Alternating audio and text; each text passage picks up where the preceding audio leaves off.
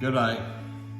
Today I want to talk about what you would do when somebody hurts you.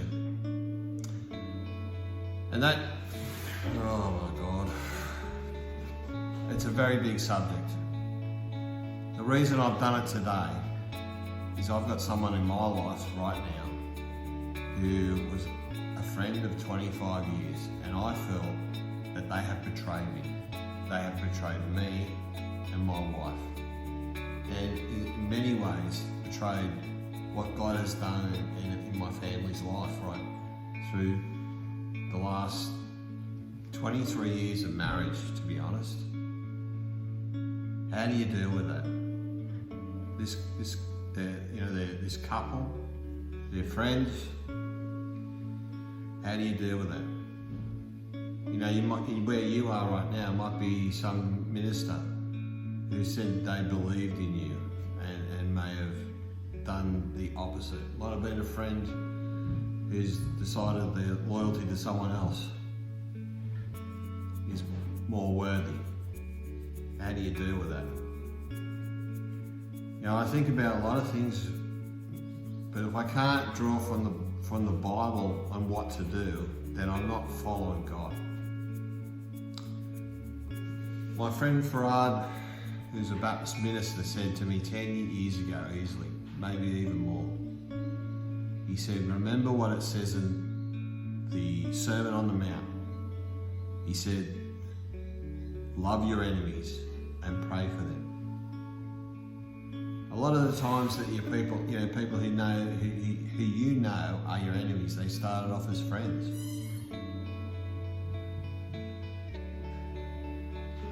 You know, and once that happens, I felt the weight of the world on me for the last month. And you have to unload that off yourself. How do we do that? We know of all people in this world, I watched a TikTok not so long ago from Carey. And if you look in the description below, there'll be a link in TikTok to Jim Carey must have spoken to some church. And the pathway of what I'm talking about tonight is through the pathway or the gate of forgiveness. Because, you know, the person that who has wronged you, whatever that means, they may not even be repentant. They may not even think they've done anything wrong.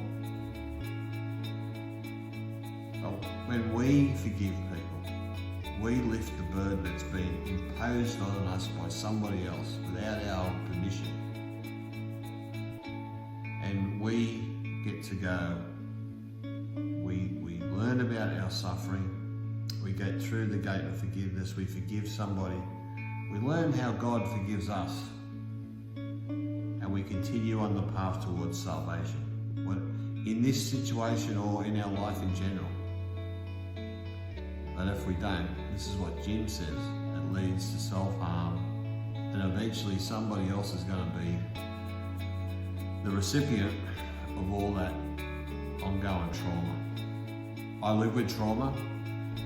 There's quite a few family members in my life, in my world right now who have trauma. And it pops up when you least expect it. And there have been times where their trauma has impacted on other people. In some cases, it may even be 20 years after the first trauma happened. These are not just short-term things that we are shaping as we deal with them. We are shaping decades of our lives.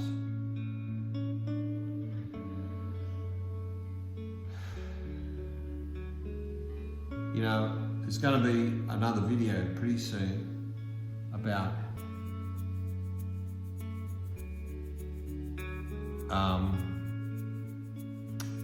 prayer. And this is one of those areas. Prayer is what I want to talk about. Prayer, planned prayer and unplanned prayer. I think it's really where it applies, because there's times where you just feel rubbish, you feel dreadful, you feel like the weight of the world, and you need God. You need to reach out to God in that moment. But as you process this, we need to pray day in, day out with a plan that at the end of this difficult period, we will emerge closer to God and stronger than ever.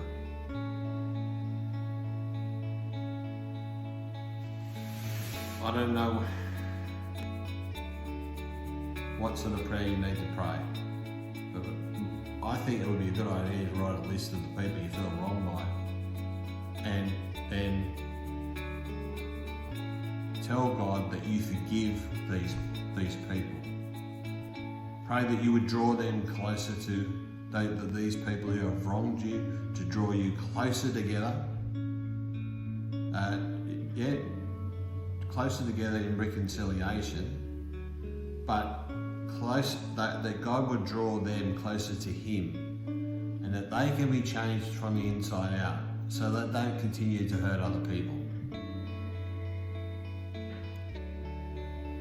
I hope where you're hurting right now, that you get the peace that's gradually coming to me as I deal with my pain.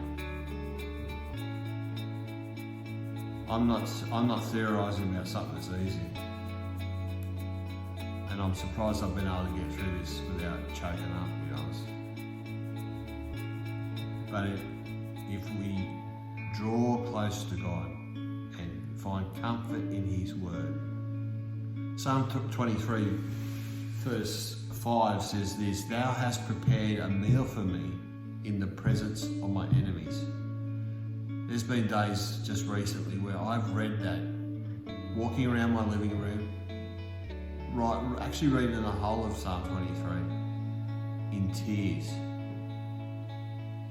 and reaching out to God, help me in my need. So today, where you are right now, write a list of those who have wronged you.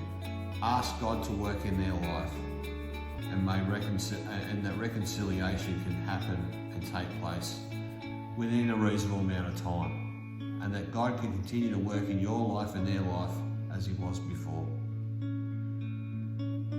I look forward to your comments and feedback, because I'm sure there's people out there who are going through the same thing that I'm going through right now.